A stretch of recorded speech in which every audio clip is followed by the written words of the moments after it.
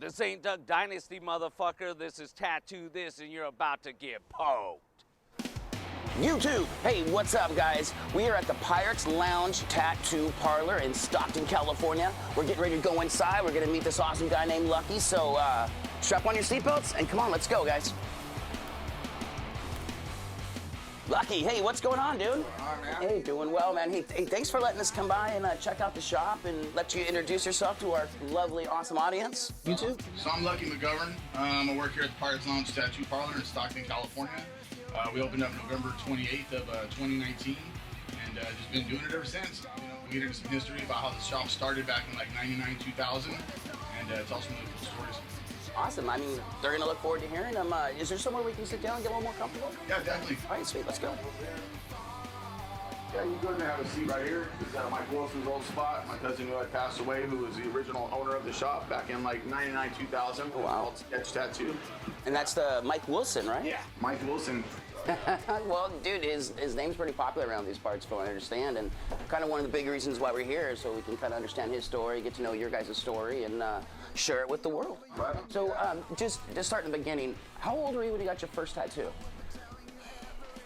I was in around the 7th or 8th grade. Oh. So, in the ballpark of like, what is that, like 13? Somewhere around 14. Oh, wow, so Yeah. young. Yeah. What was it? So it was some initials. Oh, nice. Yeah. You know, that's fun. My first tattoo was like a name, and it seems like that's the one thing you can do as when you're young. You're like, fuck, I know I won't regret this. And then you get older and you regret it. Right. I regret almost every one of mine. You know, I hear a lot of tattooers talking about how, oh, I got no regrets and all this stuff. I got a lot of regrets on my body. I hear that a lot. I hear that a lot from when tattoo artists are being honest, they'll tell you. They'll say, hey, look, this one was shitty. I wasn't thinking on this one. Yeah, we did a lot of practicing on each other, you know what I mean? Even through here, when I came here, I wasn't ready to tattoo in a shop. You know, I got offered the job. I tattooed people. I wasn't ready for it, you know? What influenced you to want to be a tattoo artist? Were you drawing a lot as a kid? Yeah, a lot. And, you know, a lot of family members and friends, you know, had all been to the penitentiary. Okay. And I just, seeing all the tattoo work and everything like that, I loved it, you know what I mean? And you seen people like that with being blasted back and that whole, like, stay the fuck away for me, you know what I mean? Right. And, you know, I was fascinated by that shit, you know? You know, it's really funny because that's kind of in nature. Some of the most poisonous animals are usually decorated out as a sign to stay away. Right. But I always find on the other side that there's some of the most human people I know. It's like a armor, basically, when really a lot of us, dude, are really fucking soft on the inside. And it's just like, you know, that image of, like, stay the fuck away from me. Right. Really, you know, I'm a softie, to be honest with you. You know what I mean? I knuckle up with anybody that wants to get it, but I am a softie at heart, you know? Right. So I really try to steer away from that image now. That's why I say I regret a lot of my tattoos, is because I'm to the point in my life where I don't want that no more. Like, I changed my appearance. You hardly ever see me without a hat anymore. Like, I'll show you. Are you all skulled up? Yeah, like, I'll show you an example. Like, I was an ugly, mean motherfucker. You know what I mean? There's my boy right there. It looks like don't fuck with me. Yeah, you know what I mean? Well, you know that... This right here, this is my beautiful wife, Rachel, right here, who I proposed to in this shop back in, like, 2000. So, I mean, I was a whole different looking character, you know, just... Art. You know, yeah, just... You know, Ben, you know. Right. So now it's like I try to, you know, change my appearance and I like to go places. So I try to like wear like a flannel or something that covers up my tattoos, covers up my head, because, you know, it's... Right. In certain areas or in society, people are going to look at you funny. Yeah, it definitely is more acceptable. However, I have Stockton tattooed across my forehead now. You know what I mean? Oh, you do? Yeah. Oh, so do you regret the face tattoos? You know, I'm a fucking pirate, dude, so, you know, I got like an anchor, Jolly Roger on my face, and, you know. Hear the crowd scream, hey, hey, let us go. I wouldn't let you say. Now, how long did Mike work here? Like, So he opened this up. He had done a little time, right? And he had got out and was trying to clean up his life. And he opened up, it was called Sketch Tattoo then. And he got out and somebody's loaned him some money and he got this place going. And I mean, it was just like really, really plain in here, real simple. Pretty much just like a chair and a spot to tattoo kind of thing. oh wow, very beginnings. And then it got you know, built up. He started getting flash, putting stuff on the wall, and it looked, you know, a lot better, more, you know. More like a shop. Right. Right. So by the time I came here, it was already, you know, looking good. Right. And he got to the point where Mike was a partier, like big time, you know, and so it got to the point where I was tattooing. Like, as a matter of fact, the first night that he hired me, I came in and I set up, and these girls come up to get tattooed, and he's like, all right, man, just go ahead and handle that, man. I'm gonna go downstairs to the bar, you know? And I was like, what the fuck? Like, I don't even know what I'm doing, you know? So I know how to tattoo. Sink or swim. Yeah, like, what the fuck? Exactly, dude. Sink or swim, motherfucker. So I tattooed him, and later he came up and he got his money, and it was like a 50-50 split back then. Right. That was like the typical thing. So some of those close friends came that night that were in this shop, in this scene, you know, and Oh, that's sweet. I'm sure you did. So did Mike have any, like, kids, wife, or any family? No, no kids, Yeah, hell of a girlfriend. Ladies, man. and sisters. Yeah, like you don't even understand, dude. Pompadour, everything, good hair, Oh, really? chiseled looking face. This is him right here. Yeah, he was a good looking bastard. Yeah. That's When he awesome. was on his dying bed, he looked like shit. Right. And for some dumb reason, like, I just was mad that he didn't look his best. Right? And the nurses come in, and there were some hot chicks. Right. I was like, just so you know, I mean, this is like literally before they're gonna pull the fucking plug on him. I'm like, just so you know, boom, like that's how he looked. And they're like, oh my God, you know? It's hard seeing a friend, you know, at the end like that, you know. Yeah. It is. Yeah. You know, but he was definitely loved just being here. We've heard so many good stories about him and the influences and his artwork and the impact that he had on Stockton and the community here in the art world. He was one of those guys, man, that literally, Nice. you know, he's just fucking super rad, dude. Without the band. Yeah, So and he was an influencer in them. fuck, I miss Mike, man. Right. Give that guy a call. Let's see what he's up to. Yeah, exactly, dude. That was Mike Wilson, you know what I mean? Dude, I appreciate you giving us a chance to kind of just take over your shop and show us around and get to let us know Mike a little bit and let the world get to know you even more. Yeah. And we look forward to coming back down, and hopefully you'll be next time to see me get a tattoo hanging out with Freaking Lucky. Sweet, man. Appreciate it. Thanks, guys. Yeah, thank you.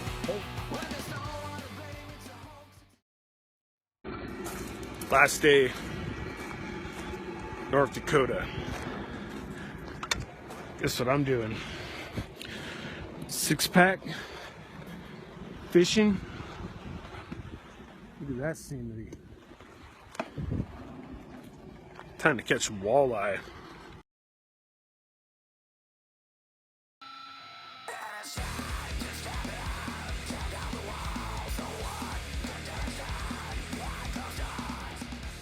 YouTube, hey guys, check this out. We're in downtown. We ran into artist, musician, and one badass dude, Mr. Ernie. How's it going, man? Pretty goddamn good. I can't complain. It's I'm pretty decent, fairly decent. You look like you're fucking decent, man. That's awesome. Fucking A, always gotta stay clean. You know what I'm saying? Fresh and clean. Right. So we know you're covered in tattoos, and you've done some music in the history. What are some of the bands you've been in?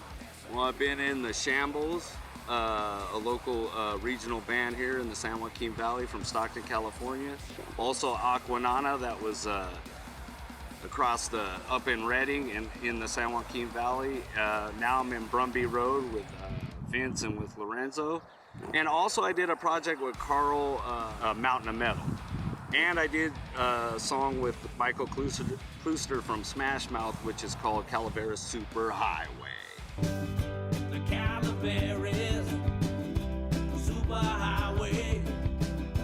It's not yours, baby, but it is our way. Well, shit, it sounds like you're a pretty busy guy, man. Yeah, the Shambulls was in the 90s. It started in Stockton, California with Aaron Stockton, Marcus Tomac, and Brian Rosas. And then also your illustrious cameraman and the director here, Brad Souza, was the drummer at our Zenith.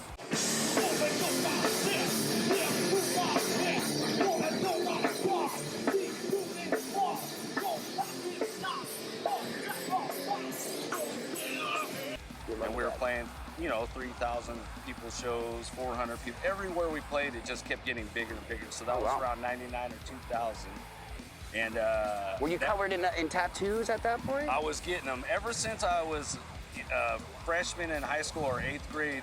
My buddy, I forget, he was like the only punk rocker in Linden High School, so it was freshman year, handed me a tape of the Cro-Mags, and the Cro-Mags were all into Hare Krishna, and they were tattooed from neck to toe.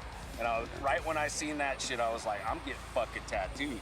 You know what I mean? And ever since then, my first one was this one right here, Adam and Eve. And, that was by a girl, I can't even remember her name, but that was at Slacker City. Well, we definitely want to show the crowd some more about what you got going on, and I heard there's some badass spots up the street we're gonna go check out, and right here. Stockton, California, Central Valley, San Joaquin County. And I'm out, rack 'em. There's Ernie. We're gonna get some more with Ernie. We got this awesome spot we want to show you guys, so stick around, make sure you comment, hit that like button, put on your seatbelts, guys, let's go do this.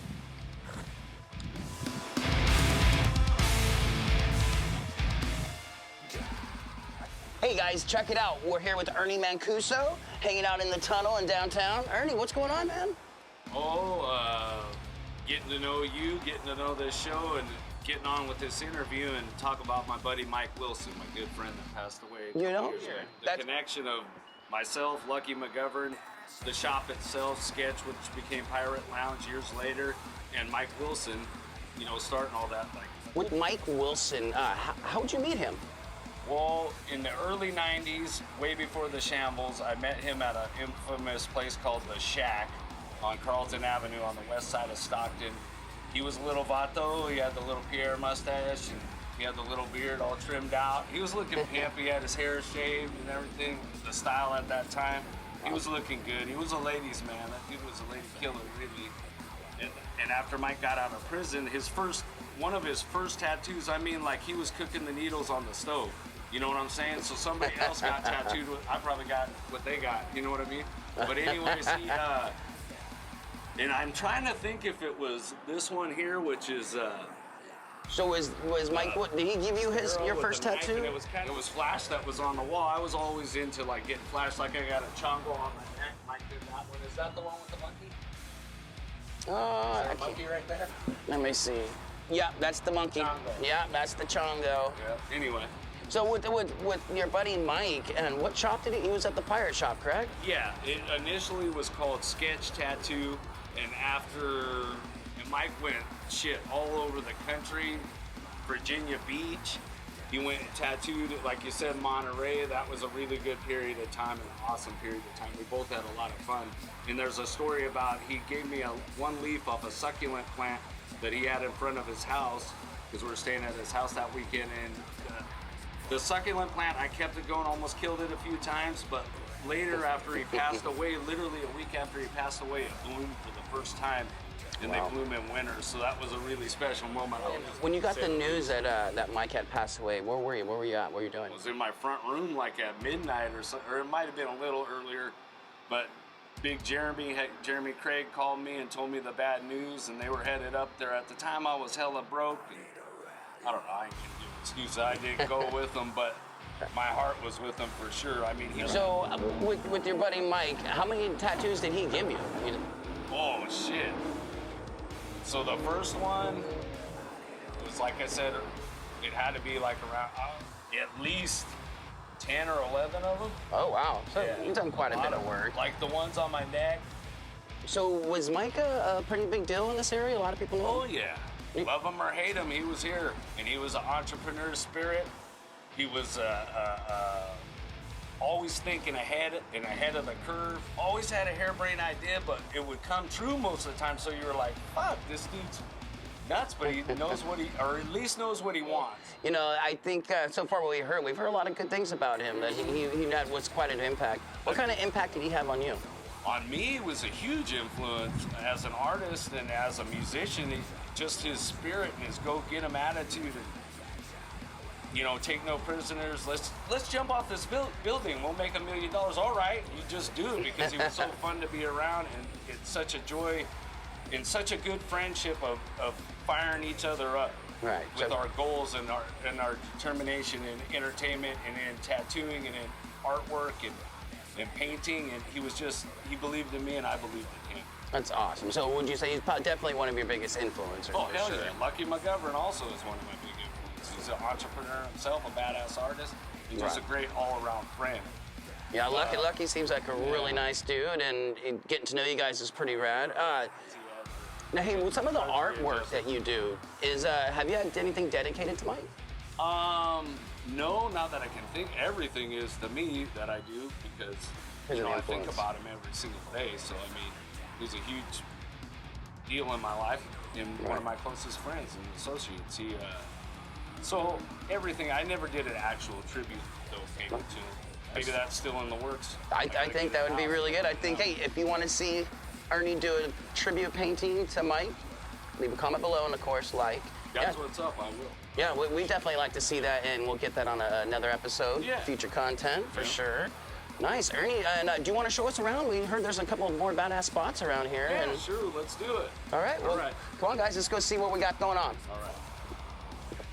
So how long would you say you guys were friends for 20 plus years? Oh, longer than that because it was like 93, so what's the year now? Oh, wow. So he was like your brother, essentially. Yeah, pretty much. He lived with me off and on, and we had good times that way. We were like brothers for sure. Hey guys, check it out. We're still hanging out with Ernie in the downtown area. Hey Ernie, thanks for showing us around your awesome city and sharing some of your rad stories with us, man. And it's been an honor, and I look forward to seeing some more of his artwork. So make sure you check out his artwork. Do you want to do a plug? You can look me up on Facebook, Ernest Mancusso on Facebook, or Ernest Mancusso on Instagram. Pretty simple and plain, but the artwork's gonna blow you away. Don't take acid, kids, or do.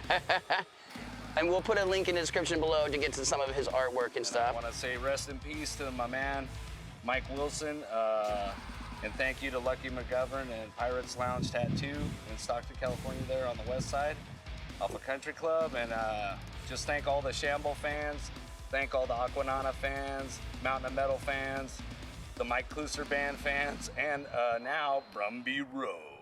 That's what many are told. And to all the Pirate Lounge fans, the Mike Wilson fans, the family, the friends, hey, thanks for letting us come in and share your guys' story. We appreciate the invite and the hospitality. So stick around, we got some more information for you guys, and let's go get some lunch. Peace!